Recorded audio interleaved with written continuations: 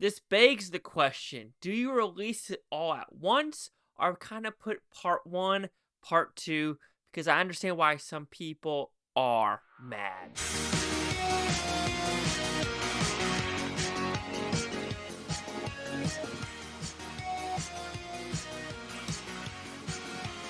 Chase Lee Hockey here with the Blue Futon reviewing Squid Games Season 2, or do you want to call it Season 2 Part 1, because Part 2, or Season 3, rumor has it is coming June 27th, 2025. So 6 months we gotta wait to see what happens to this band of new misfits. Misfits? We'll call it misfits, sure. But this time, the games are different. You have X's and O's, you have just different casts, except a couple onesie-twosies, but the whole point is, 3 years later, he wants to go and find out who started these games, and he enters the games to try to dismantle it from within.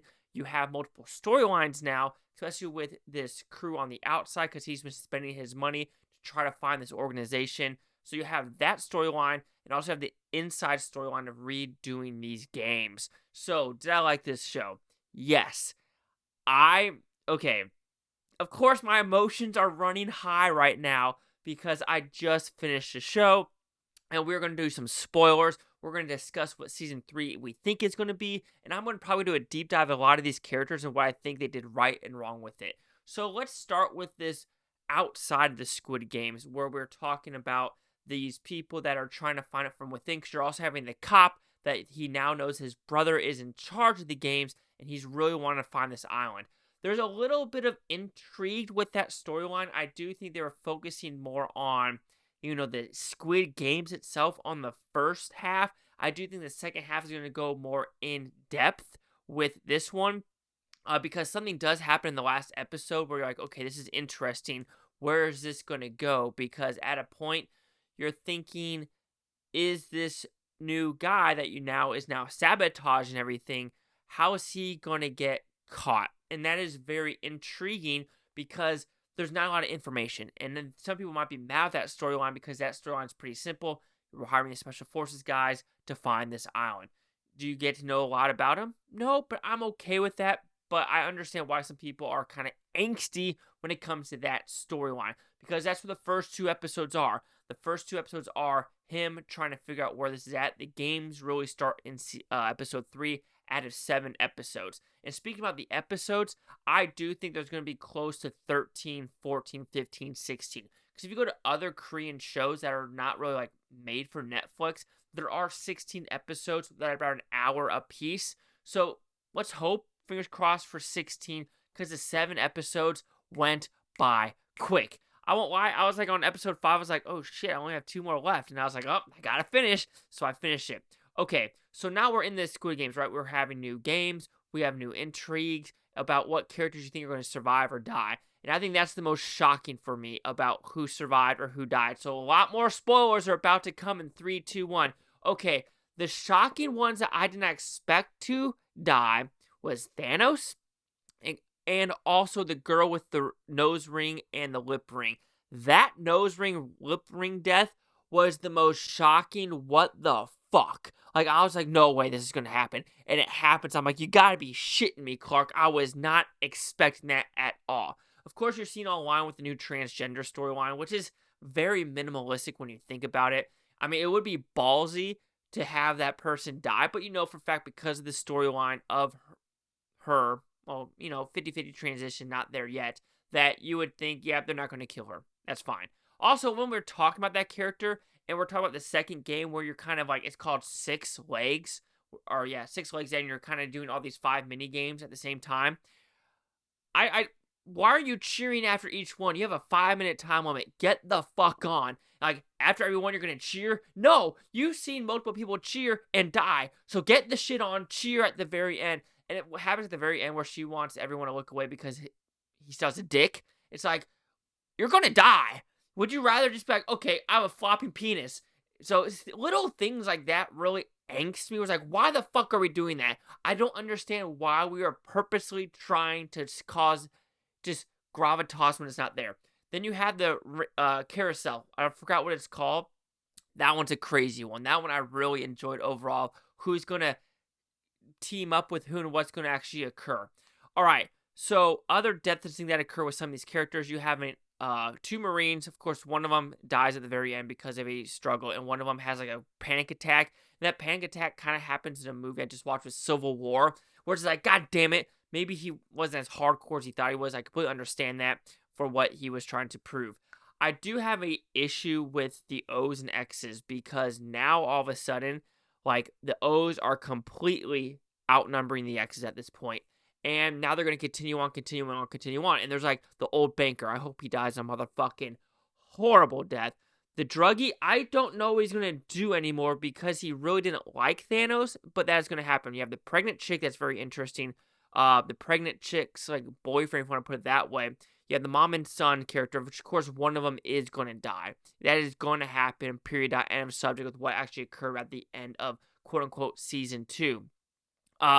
There is one death, which you're like, oh, fuck, but you know for a fact who shot this person, player 246. You know for a fact it's going to be, Squid Game employee 11 shooting 246, and they're going to somehow get out alive. Like, that's going to happen. There is, like I said, the whole one more game. And at a point, you would think the O's would be like, we're going to die sooner or later, so where does it stop? And I know that's the whole point of money and greed, but you would think some people would be smart enough. But of course, you have the Beast Games where some guy just won for 20K, and you're like, bro, when you think about it, 20K taxes from the Beast Game show, you're maybe coming back with 13, and 13 can't really do shit dick for you. So I understand why they're saying, oh, the whole loan thing. But there are just so many things in this show which you can enjoy with the pacing, with the games, how curious you are, and where it's going to go. So where I think Season 3 is going to go is they're going to play the games. They're going to have to play the games. There's going to be one game for sure that a lot of the O's are going to get fucking wiped out. It's going to be the 50-50 one where you're teaming up with the two and you're going to do that like marble game. And something's going to happen like that, and that's going to put you down to maybe less than 30 because a shit ton of people died after that. I do really hate the main character and some of his decisions of the small sacrifice for the greater good. I understand that mentality, but there are some things he said in the final episode, in episode 6 and 7, where he's like, really? What the fuck? Like, it was a better opportunity to attack the other team and do it vice versa, because it just didn't make sense for what his end game was going to be. It just didn't make sense. So there are things like that where it really irked me, where it's like the decisions in the last 2 episodes, I'm like, what the fuck are we doing with that whole gravitas? And of course, now you know the ex-Marine that kind of had a panic attack is going to die. The transgender is going to survive. One of the mom and son, one of them is going to die. You know for a fact the pregnant chick is going to survive, or she's going to give birth. It's one of the two. They're not going to be able to kill her. The old man is going to die a painful, hilarious death. The druggie is going to die a painful, hilarious death. The shaman characters, I'm intrigued on that one because that one's an interesting one where I don't know where that one's going to go. But of course, they're going to play the games on that level. On the boat, though, of course, they're going to find the island.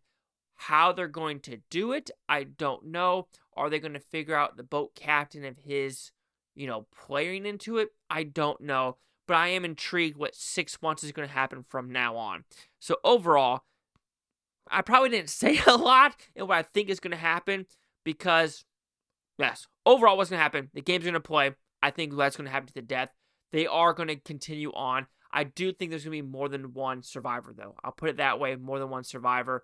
He is not going to figure out who the guy behind the black mask is just because, or he's going to figure out at the last, and there's going to be but I don't know how you can do a season 4 after this one because, or it's going to be a brand new band of characters, but after this guy dies, you really have no connection with the show. So either season 3 is it. But Netflix likes that money. Actually, I'm a dumbass. But what do you think down below what's going to happen? Me, I already told you what's going to happen. Transgender's going to survive. The prank chick's going to survive. Mom or dad, mom or son, one of them's dead. Banker dead. Druggie dead. Probably the boyfriend dead. The ex-Marine is going to die. So I think a lot of X's are going to die, but also a lot of O's, because a lot of the O's are characters you just don't really know. And, a lot of them are going to die anyway. But yes, I enjoyed it, but I understand the angst of some people pissed off. That just feels incomplete. It's a pissed off cliffhanger that you gotta wait 6 months more. So I'm a little upset, but I still enjoy the show overall. So Squid Games Season 1 will receive a 4 out of 5 futons, which equals at 80%.